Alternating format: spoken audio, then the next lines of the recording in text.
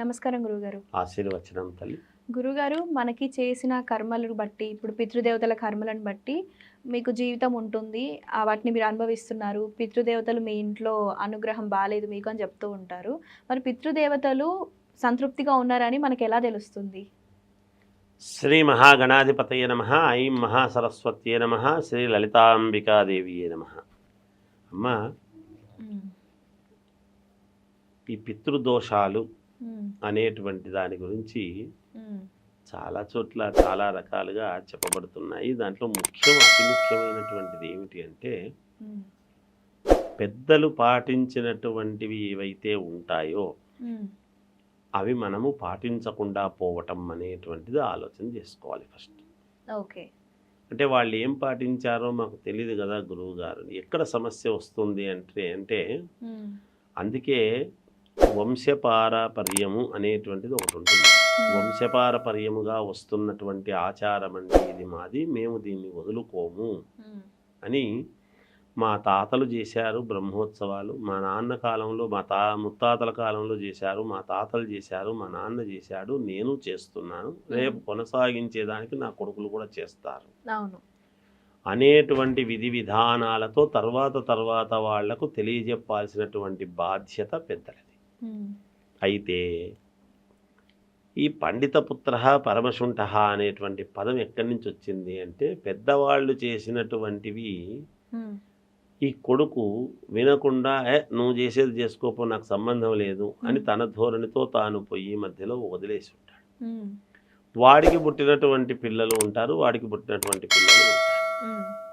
ఈ తరతరాలు అనేటువంటిది వచ్చినప్పుడు వీళ్ళల్లో ఎవరో మళ్ళీ కొంచెం దాన్ని ఆచరించాలి అనేటువంటి వాళ్ళు కూడా పుడతారు తర్వాత. ఈ మధ్యలో కొన్ని దోషాలు వచ్చినప్పుడు తర్వాత వాడికి ఇతను చేయడం లేదు కాబట్టి ఈ మనవడు చెయ్యాలి అని అనుకున్నప్పుడు తండ్రి చేసి ఉండడు. ఈ సమస్యలు మనకెందుకు వస్తున్నాయి అంటే, మనం అంతా కరెక్ట్గా చేస్తున్నాం. నేను ఇల్లు వాస్తురీత్యా కట్టుకున్నా, అన్ని పూజలు చేస్తున్నా, అన్ని రకాల నేను చేసుకుంటున్నా, నాకు ఆదాయం 5 లక్షలు వస్తుంది, కానీ అప్పులు ఉంటున్నాయి. ఈ 5 లక్షలు దేనికి చాలటం లేదు, ఎక్కడికో పోతుంది, డబ్బు నిలబడటం లేదు. ఎందుకు నాకు ఈ ఇబ్బందులు అనేటువంటివి ఉన్నప్పుడు నీ శ్రమకు తగినటువంటి ఫలితమే కదా వస్తుంది.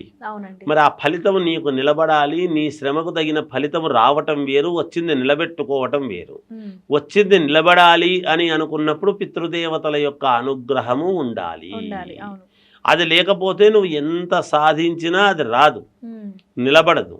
అప్పుల పాలవుతుంటాడు వీడు, అప్పులు కట్టుకోలేకపోతాడు. ఏమిరా అంత సంపాదిస్తున్నావు, నువ్వు ఏం చేస్తున్నావు అని ప్రతివాడు ప్రశ్నిస్తాడు. కానీ ఏమవుతుందో అగమ్య గోచరంగా, వచ్చింది ఆలస్యం లేదు, ఏదో రకంగా ఖర్చు అవుతాయి.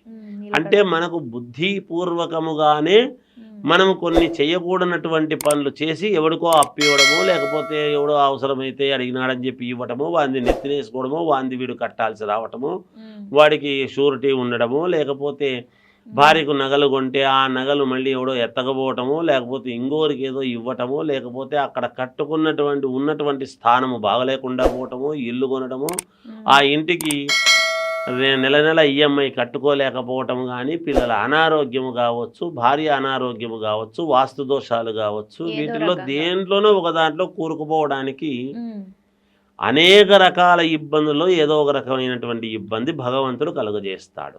ఎందువలన? నీ పితృదేవతలకు నువ్వు సరైనటువంటి ఇది నువ్వు చేయడం లేదు కాబట్టి ఇవి నీకు ఇస్తున్నాను అని భగవంతుడు ఇస్తాడు.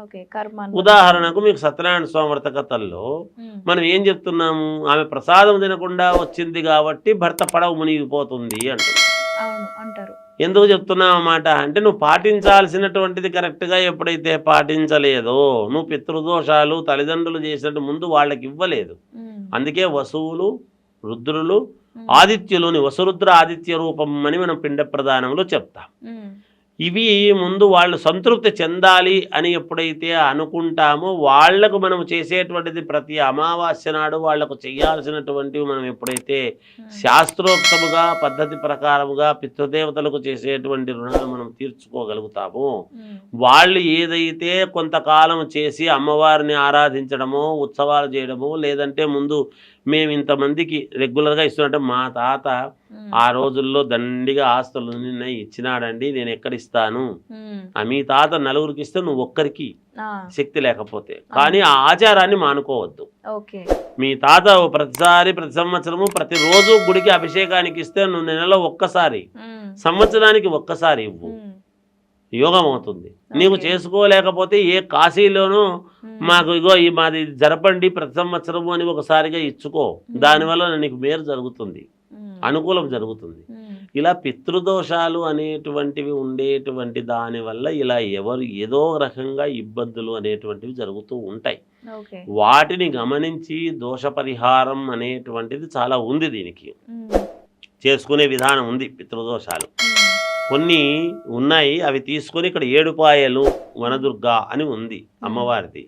ఆ అమ్మవారి దగ్గరికి వెళ్ళి కొన్ని పదార్థాలు అక్కడ ఆ ఇస్తర్లో పెట్టి ఇలా 3 మామూలుగా ఒక నిమ్మకాయ, ఇంకో నిమ్మకాయ పైన ఇస్తరు పెట్టి ఆ ఇస్తర్లో ఒక టెంకాయ, నల్లగుడ్డ, నువ్వుల నూనె, నల్ల నువ్వులు, ఒత్తి, తర్వాత ఒక పాత మేకు, ఇలాంటివన్నీ పెట్టి ఉప్పు ఇవన్నీ కూడా పెట్టి ఇలా తిరిగి ప్రదక్షిణలాగా చేసి ఇలా నిలబడి తూర్పుముఖంగా అది అలాగే పెట్టుకొని ఆ నీళ్లలో 3 సార్లు మునగవేసి దాన్ని అట్లాగే వదిలేసి వాళ్ళు వేసుకున్నటువంటి గుడ్డలు అక్కడ వదిలేయటం. దానికి సంబంధించినవి ఇంకా కొన్ని ఉన్నాయి, అన్ని బయటికి చెప్పడానికి ఉండదు. ఎవరెవరి వాళ్ళ దీన్ని బట్టి వాళ్ళకు ఉంటాయన్నమాట. అవి అందులో పెట్టి తీసుకుని ఎప్పుడైతే చేస్తారో ఆ పితృదోషాలు పోయి వాళ్లకు మేలు జరగడానికి అవకాశం ఉంటుంది అనేది తెలియజేస్తూ ఉన్నాను. ఓకే. సో ఇప్పుడు వాళ్ళు సంతృప్తి చెందితే మనకి ఇంకా ఏ దోషాలు తప్పకుండా పితృదేవతల అనుగ్రహమే మొదట. పితృదేవతల యొక్క అనుగ్రహం ఎప్పుడైతే నేనేం చెప్పాను, తల్లి తండ్రిని ఎప్పుడైతే మనము మొట్టమొదటగా నువ్వు ఏ గుడికి వెళ్ళక్కర్లేదు. అంటే రోజు ఊరికనే తల్లికి నమస్కారం చేసుకుంటా, నేను రోజు మా అమ్మకు నమస్కారం చేశానంటే తర్వాత అమ్మను బాధ పెట్టే విధంగా చేస్తున్నాడు అనుకో, ఉపయోగంలే.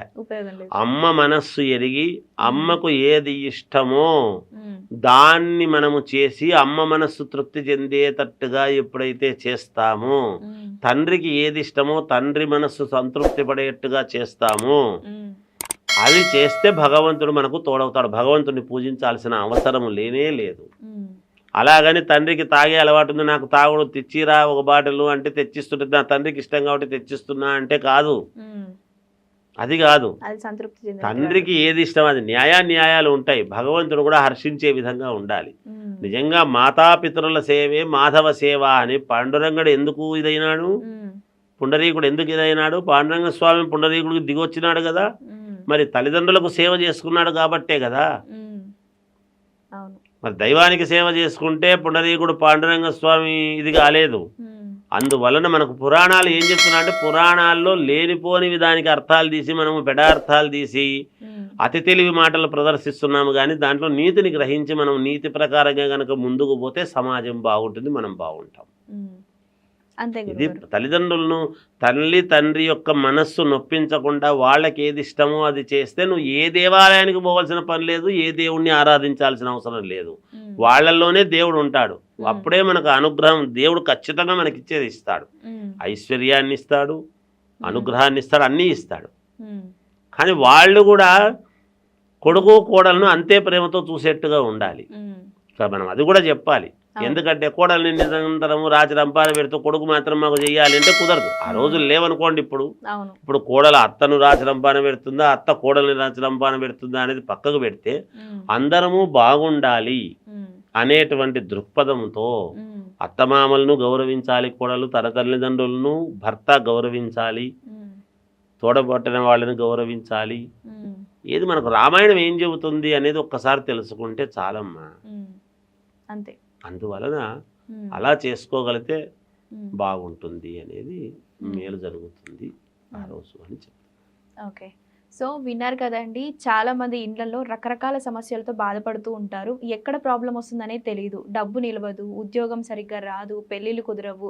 ఇలాంటి వాటికి కేవలం కుజదోషాలు, నాగదోషాలు ఎలా అయితే ఉంటాయో, మన ఇంట్లో మన పితృదేవతలు కూడా అనుగ్రహం లేకుండా సంతృప్తి చెందకపోతే కూడా అంతే ప్రభావం ఉంటుంది. గురువుగారు చెప్పినట్టుగా మీ ఇంట్లో ఎటువంటి రకాల సమస్యలు ఉన్నాయనేవి గుర్తించి పితృదేవతలు ఒకవేళ సంతృప్తి చెందకపోతే గురువుగారు చెప్పినట్లుగా పూజలు చేసుకోవచ్చు.